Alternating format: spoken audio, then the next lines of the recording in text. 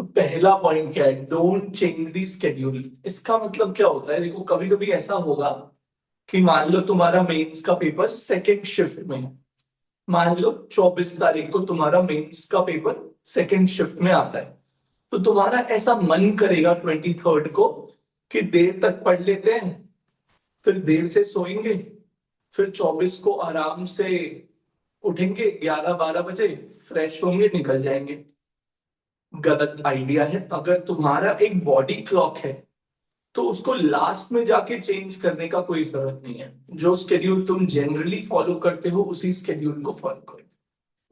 Schedule मत change करना, नहीं तो क्या होगा ना, तुम उस दिन देर तक पढ़ के फिर सोओगे तो नींद ही नहीं आएगा, क्योंकि ऑलरेडी एक एंजाइटी होगा तुम्हारे अंदर जो तुमको सोने नहीं देगा। तो ध्यान रखना, ये गलती मत करना। Relax on the last day. Last day बहुत ज्यादा पढ़ के फायदा नहीं होता है, क्योंकि तुम ऑलरेडी इतने स्ट्रेस में होते हो कि दिमाग में वही सब चलता रहेगा और बहुत ज्यादा दिमाग कंज्यूम नहीं कर पाता है। तो थोड़ा रिलैक्स करो। रिलैक्स करने का ये मतलब नहीं होता है कि बस बैठ गए चुपचाप। तुम जैसे ही चुपचाप बैठोगे तो वो एंजाइटी लूप दिमाग में बिल्ड होगा। क्या होता है कि अब कल तुमको जाना है एग्जाम देने, तो तुम्हारे दिमाग में वो पूरा लूप में चलेगा कि मैं यार इतने बजे निकलूंगा, मैं पहुंचूंगा, फिर क्वेश्चन पेपर आएगा, मेरे सामने पता नहीं क्या होगा। ये होता है, ये स्पोर्ट्स में बहुत कॉमनली देखा जाता है। जैसे मान लो कल मैच है, तो स्पोर्ट्स में क्या होता है, उसके पहले दिन रेस्ट दिया जाता है प्लेयर्स को, कि ये नहीं कि बहुत ज्यादा अब आज ही अब खेलने लग गए, चोट वोट लगा लिया। वो रेस्ट क्यों देते हैं, और इसीलिए फैमिली टाइम या ये सब दिया जाता है कि वो एंजाइटी लूप बिल्ड ना हो। नहीं तो क्या होता है ना, कि वो प्लेयर कल के बारे में ही सोचता रहेगा कि मैं जाऊंगा, पहला बॉल ऐसे आएगा, मैं कवर ड्राइव मारूंगा। तो anxiety loop is not good.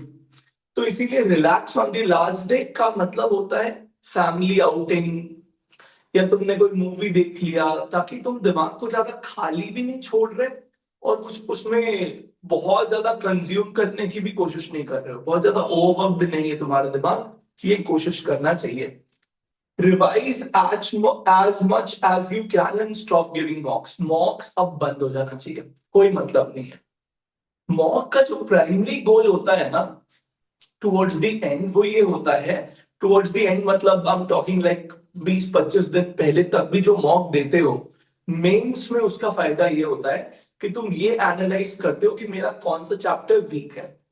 और तुम मेंस, क्योंकि सुपरफिशियल पेपर होता है, तो अगर 20-25 दिन पहले भी पता चल जाता है कि ये चैप्टर अभी भी मेरा इतना स्ट्रांग नहीं है, तो हम उसको 20-25 दिन में बिल्ड कर सकते हैं और स्ट्रांग बना सकते हैं। That is the main idea mock देने के पीछे। बट अब उतना टाइम है नहीं, 5-6 दिन बाकी होगा हार्डली। जिसका भी 24-25 को भी है उसका भी 5-6 दिन बाकी है, जिसका 20-21 को है उसका तो 2-3 दिन बाकी है, 21 को जिसका 3 दिन बाकी है। तो अब इतना टाइम नहीं है कि तुम मॉक में ये रियलाइज करो कि अच्छा ये मेरा वीक है, अब उसको पढ़ो और अच्छा कर लो और मेंस में स्कोर हो जाएगा उस चैप्टर से। टफ है। तो मॉक का अब कोई सेंस नहीं बनता है, एकदम बंद कर दो। और सिर्फ रिवीजन, अब सॉल्विंग का भी बहुत ज्यादा सेंस नहीं बनता है। अब काम है फॉर्मूला कहीं कोई मैं भूल ना जाऊं, जो मुझे याद था रिवीजन कम किया, फॉर्मूला भूल गया, ये गलती हो सकता है। तो रिवाइज करो फॉर्मूला के थ्रू, फॉर्मूलाज को ज्यादा रिवाइज करो ताकि वो याद रह जाए। अगर तुम्हारे पास टाइम है तो एनसीईआरटी गो थ्रू कर सकते हो केमिस्ट्री का, इट विल हेल्प। हेल्थ का प्रायोरिटी। इस टाइम पे तबीयत खराब होना बहुत डेंजरस है, मेंटली आपको वो बहुत परेशान कर देगा। तो अभी आप जानते हो कि what can make your health bad. तो आप कोशिश ये करो कि कुछ भी ऐसा ना करे जिससे अभी हेल्थ खराब हो जाए। ये 2-3 दिन में बाहर का कुछ अनशंट खा लिया, पेट का प्रॉब्लम हो गया, ठंडा खा लिया, थ्रोट का प्रॉब्लम हो गया, बुखार हो गया, 3-4 दिन अवॉइड करना चाहिए। एग्जाम के पहले हेल्थ खराब होना is not a good thing, mentally परेशान करता है।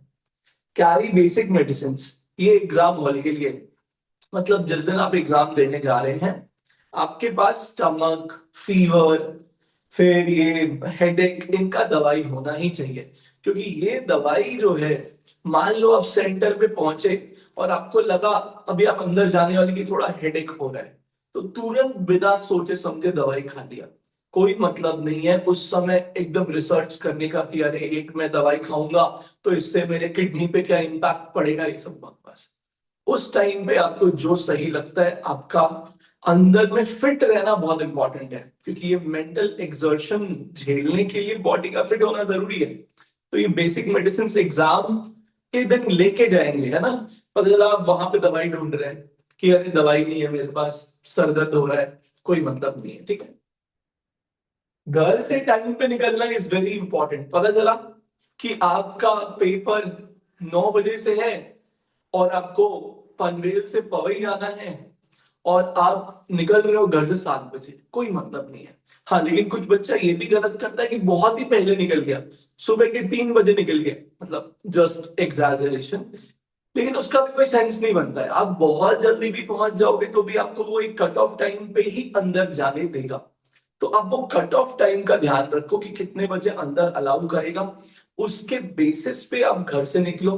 थोड़ा ट्रैफिक रहेगा, उस बात का ध्यान रखो, उसको अकाउंट कर लेना अपने ट्रैवल टाइम में कि थोड़ा ट्रैफिक होगा।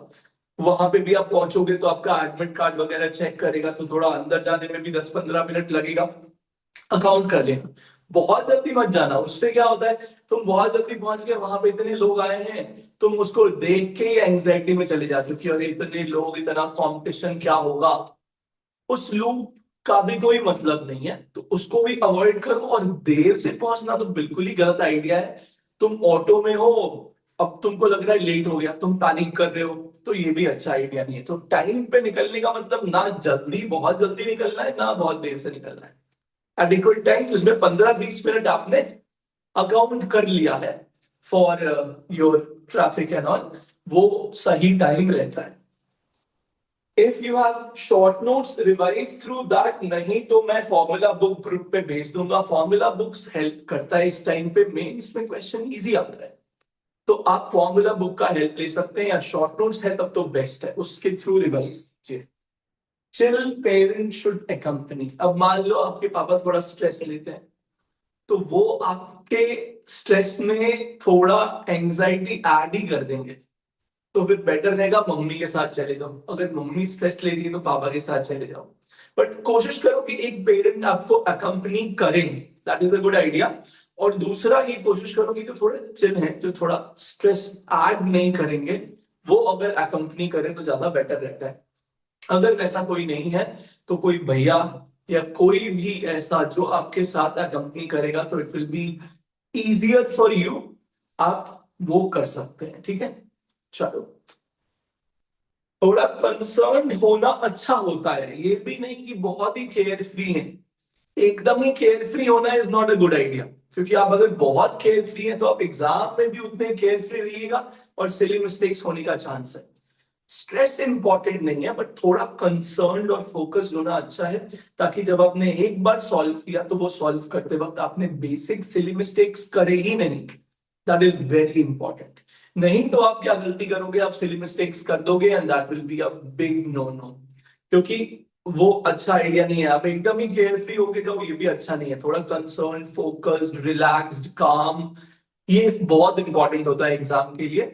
ये नहीं कि मतलब बस एकदम कूदते हुए पहुंच गए और मेंटल कामनेस नहीं है, सिली मिस्टेक हो जाएगा। जल्दी जल्दी कुछ भी करने का जरूरत नहीं है। एक आपने अपने दिमाग में अपने लिए टारगेट सेट किया होगा रियलिस्टिकली कि भाई मुझे इतने क्वेश्चंस करने हैं, मुझे एक्स नंबर ऑफ क्वेश्चन करना है, उसके अकॉर्डिंग प्लान कीजिए। और गोल्डन पॉइंट, ये 10th, attempt 10 easy questions first. Exam mental game होता है, और ये मेंटल गेम में सबसे इंपॉर्टेंट होता है स्ट्रैटेजी बिल्ड करना। तो आप एग्जाम देने गए और आपने वहां पे क्या किया कि भाई जिस तरफ से पेपर आने लग गया, आप उसी ऑर्डर में अटेम्प्ट करने लग गए। Not a good idea. भले ही आपका थोड़ा 5 मिनट वेस्ट हो जाए ढूंढने में, बट पहले 10 सवाल जो आप करेंगे वो आसान ही होने चाहिए। And by easy what do we mean, तो इजी का मतलब होता है जिसमें आप कंफर्टेबल हो। There will be some chapters जिसमें आप बहुत कंफर्टेबल हो, उस पे पहले फोकस कीजिए। बहुत कोई न्यूमेरिकल लेंदी सवाल आपको लग रहा है वो इजी नहीं है। इजी मतलब ये नहीं होता कि सॉल्व हो जाए, जो जल्दी सॉल्व हो जाए उसका मतलब होता है इजी। तो जो आप गए देखा, अच्छा ये तो पता ही है मुझे, 1 मिनट में हो जाएगा, डू दैट। इसीलिए जनरली बच्चा सीपीएम का ऑर्डर फॉलो करता है, chemistry, physics, maths. But again ये कोई डिफाइंड ऑर्डर नहीं है, आप अपने हिसाब से भी ऑर्डर प्लान कर सकते हैं। जो चैप्टर आपको इजी लगता है या जो सब्जेक्ट आपको इजी लगता है उसको पहले कीजिए। बट हाँ, always keep check of time, कितना देर बाकी है, पैनिक नहीं करना है किसी भी मोमेंट पे, ये ध्यान रखिए।